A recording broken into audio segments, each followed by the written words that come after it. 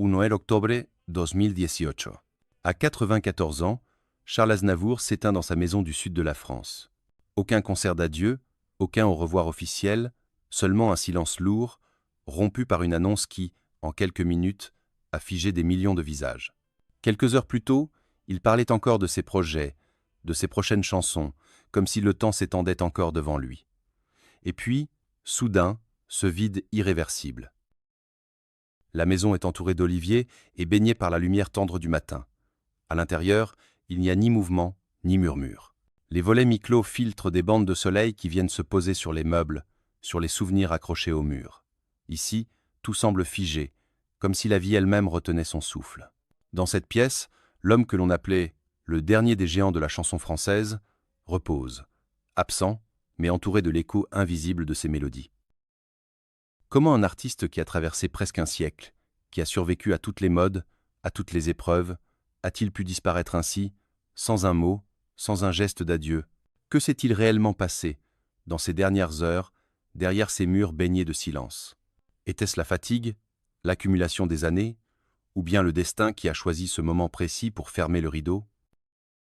Son histoire, vous n'en connaissez qu'une partie. Derrière la figure publique, derrière la voix qui a bercé tant de générations, il y avait un homme avec ses ombres, ses failles, ses secrets. Aujourd'hui, nous allons franchir ce rideau, revenir sur les jours qui ont précédé son départ, et découvrir le vrai récit de ce dernier instant, un adieu discret, mais d'une intensité qui marque à jamais. Les derniers mois de Charles Aznavour sont une illustration parfaite de ce paradoxe qui fascine et inquiète à la fois, un corps marqué par le temps, mais un esprit qui refuse farouchement de se soumettre. À 94 ans, alors que d'autres se sont retirés depuis des décennies, il remplit encore les salles, traverse les continents et signe des projets comme s'il avait l'avenir devant lui. Aux yeux du public, il incarne une vitalité hors du commun. Mais derrière ce tableau éclatant, la réalité est plus complexe.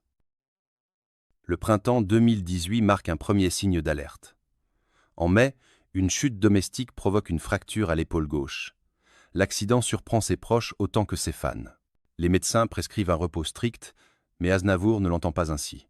Moins de 2 mois plus tard, il se remet déjà à travailler, déclarant avec ce sourire malicieux : « Si je m'arrête, je meurs. » Pour lui, la scène n'est pas un choix, mais une nécessité vitale. Pourtant, même l'énergie la plus tenace se heurte à la réalité du corps. Les trajets en avion deviennent plus fatigants, les temps de récupération plus longs. Mais ces détails, il les cache. Aux journalistes, il parle de ses projets, jamais de ses douleurs. Aux amis qui lui conseillent de ralentir, il répond par une boutade. Il préfère détourner les conversations vers ses engagements humanitaires, ses chansons en cours, ou encore la tournée prévue au Japon à l'automne. Ce décalage entre ce qu'il montre et ce qu'il ressent est le cœur de sa dernière contradiction. L'homme qui chantait hier encore sait que ses lendemains se comptent désormais sur les doigts d'une main, mais il choisit de les remplir jusqu'à la dernière seconde. Il ne veut pas que l'on se souvienne de lui affaibli. Chaque apparition publique devient un acte de résistance, chaque chanson un refus de disparaître.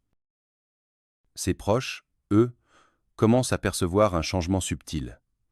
Une fatigue dans le regard, une respiration plus lente après les concerts, des silences plus fréquents lorsqu'il est seul.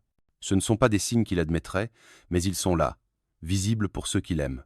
C'est cette tension invisible entre la force affichée et la fragilité dissimulée qui va façonner les derniers jours de Charles Aznavour et donner à son départ une résonance particulière. Charles Aznavour naît le 22 mai 1924 à Paris, sous le nom de Chanour Varinag Aznavourian. Ses parents, Misha et Knar, ont fui les persécutions ottomanes en Arménie pour trouver refuge en France.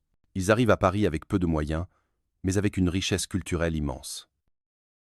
Son père, ancien baryton, ouvre un petit restaurant où se croisent artistes, musiciens et exilés, tandis que sa mère, comédienne, garde vivante la tradition orale arménienne, nourrissant Charles d'histoire et de chants. L'enfance d'Aznavour se déroule dans le quartier populaire de Montmartre, alors bouillonnant de vie artistique. La guerre, les privations, la précarité n'empêchent pas le jeune garçon de rêver. Dès l'âge de 9 ans, il monte sur scène, souvent dans de petits spectacles scolaires ou de quartier, et découvre que chanter et jouer est plus qu'un jeu, c'est une vocation. Les années 30 et 40 ne sont pas tendres avec lui. Trop petit, pas assez photogénique. Selon certains producteurs, avec une voix voilée qui déroute, il essuie refus sur refus. Mais il persévère. Il chante dans les cabarets, écrit pour d'autres, apprend à observer le public pour comprendre ce qui touche ou non. C'est à cette époque qu'il rencontre Pierre Roche, avec qui il forme un duo qui lui ouvre enfin quelques portes. Le tournant décisif survient lorsqu'Édith Piaf, en 1946, l'entend chanter. Elle voit au-delà des apparences et reconnaît un talent brut. Elle l'embarque en tournée, l'encourage à écrire et lui apprend l'art de raconter une histoire en chanson. Aznavour, élève attentif, assimile tout. La diction, la respiration, la précision du geste. Piaf devient pour lui à la fois un mentor et une protectrice. Dans les années 50 et 60, il s'impose comme auteur-compositeur-interprète. Ses textes parlent de l'amour, du temps qui passe, des regrets et des joies simples. Des chansons comme La Bohème, Hier encore, Emmenez-moi ou La Mama deviennent des classiques. Il ose aussi aborder des thèmes tabous pour l'époque, comme la marginalité ou la vieillesse, avec une délicatesse qui séduit le public.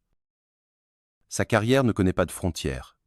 Il chante en 9 langues, se produit sur les scènes les plus prestigieuses, Carnegie Hall, l'Opéra de Sydney, le Royal Albert Hall.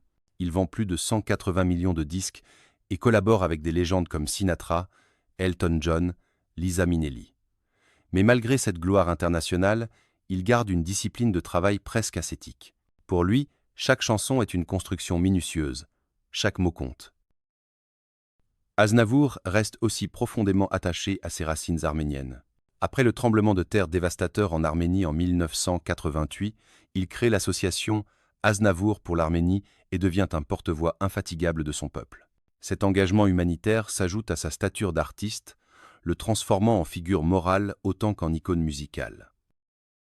Pourtant, derrière le personnage public se cache un homme discret, parfois même secret.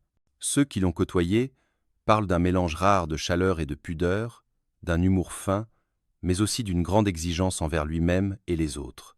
Un perfectionniste qui, jusqu'à ses derniers jours, cherchait la note juste, la nuance parfaite. Cette longue trajectoire, de l'enfant réfugié au géant de la chanson, est un récit de persévérance et de passion. Et c'est cette énergie, forgée par les épreuves et nourrie par l'amour du public, qui l'accompagnera jusqu'aux derniers instants, même lorsque le corps commencera à trahir la volonté. Fin septembre 2018, Charles Aznavour revient à Mauriès, ce village provençal qu'il chérit depuis des années. La route qui y mène serpente entre les collines tapissées d'oliviers, et à chaque virage, un parfum de thym et de lavande flotte dans l'air. Pour ceux qui le connaissent bien, ce retour en Provence est un rituel. C'est ici qu'il recharge ses forces, qu'il retrouve une forme d'anonymat et de paix. Mais cette fois, quelque chose est différent. Sur la table de son bureau, à peine arrivé, s'empilent des partitions annotées, des carnets ouverts, des idées griffonnées à la hâte. L'un porte un titre entouré 3 fois, comme pour se rappeler son importance. À côté, une valise repose à moitié ouverte, contenant des costumes de scène et une écharpe en soie qu'il affectionne. Le billet d'avion pour Tokyo, soigneusement glissé dans une pochette, rappelle que, dans quelques semaines, il devait chanter au Japon. Les journées s'organisent autour de 2 activités principales, l'écriture et la préparation physique.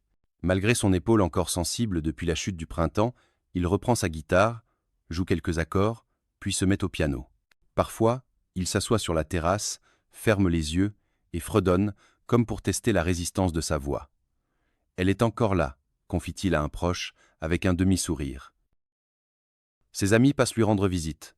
Ils le trouvent enjoué, bavard, mais toujours dans l'urgence.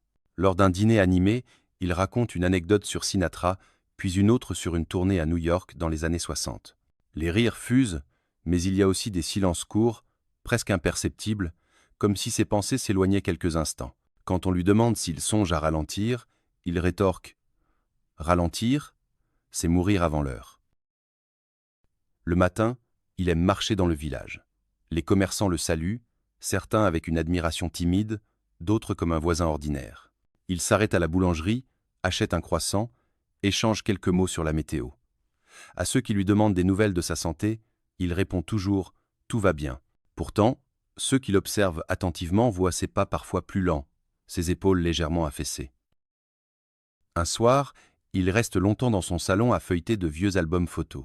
Les images couvrent toute sa vie. Un enfant jouant du violon, un jeune homme en costume sombre sur une petite scène, un chanteur devant des foules immenses, un père tenant ses enfants par la main. Il s'attarde sur certaines, caresse du bout des doigts une photo en noir et blanc où il chante, les yeux fermés, comme en transe. Puis, lentement, il referme les albums, les range à leur place habituelle. La veille de sa mort, il passe un appel à un collaborateur pour parler d'un arrangement musical qu'il souhaite retravailler.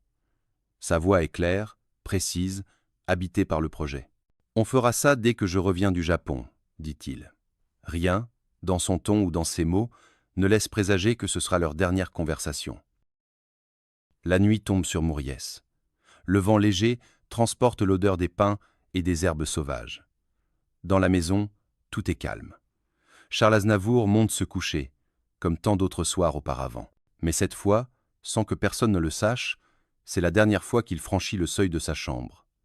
Le destin, silencieux, s'apprête à écrire la dernière mesure de cette longue symphonie. 1 octobre 2018. La Provence se réveille dans une lumière douce. Les premiers rayons du soleil glissent entre les volets entr'ouverts, dessinant sur les murs des lignes dorées qui avancent lentement. L'air du matin est frais, parfumé par les oliviers et les herbes sauvages qui entourent la maison. On entend au loin le chant d'un coq, quelques aboiements, puis à nouveau ce silence si particulier aux campagnes endormies. À l'intérieur, la maison est immobile. Dans sa chambre, Charles Aznavour dort, allongé sur le côté. Ses traits sont détendus, son souffle régulier. Il pourrait se réveiller d'une minute à l'autre, se lever, préparer un café noir bien serré et s'installer sur la terrasse pour écrire quelques lignes de chansons, comme il l'a fait tant de fois.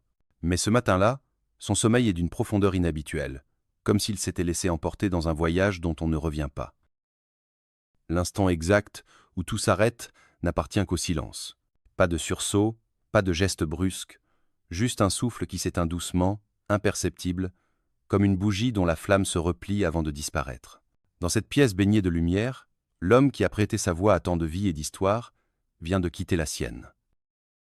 Vers 8 heures, un membre de sa famille frappe à la porte. Pas de réponse. On entre doucement, pour ne pas le réveiller trop brusquement.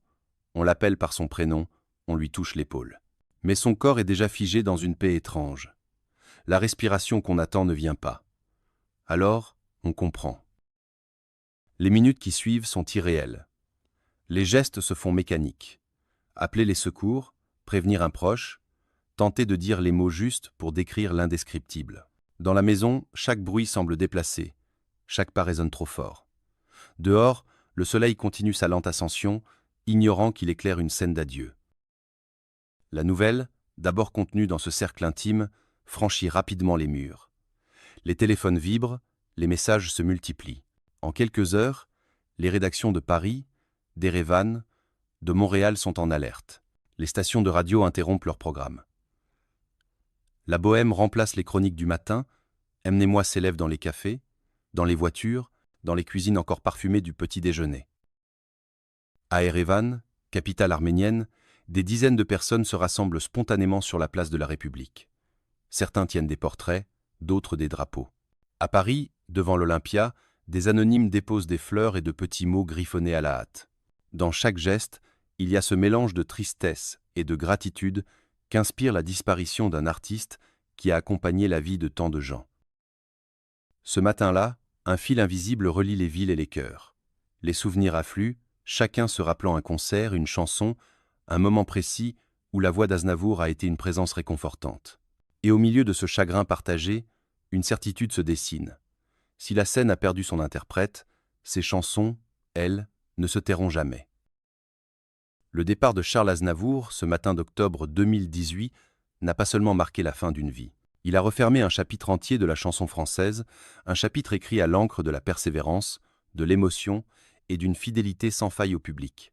Pendant plus de 70 ans, il a chanté l'amour, la perte, le temps qui passe et ces vérités universelles que chacun porte en soi. Plus de 200 chansons, interprétées en 9 langues, traduites aux 4 coins du monde. Plus de 180 millions de disques vendus. Mais au-delà des chiffres, l'essentiel est ailleurs, dans ces instants où ses mots et sa voix se sont immiscés dans la vie de millions de personnes. La bohème, hier encore, Emmenez-moi, La Mama.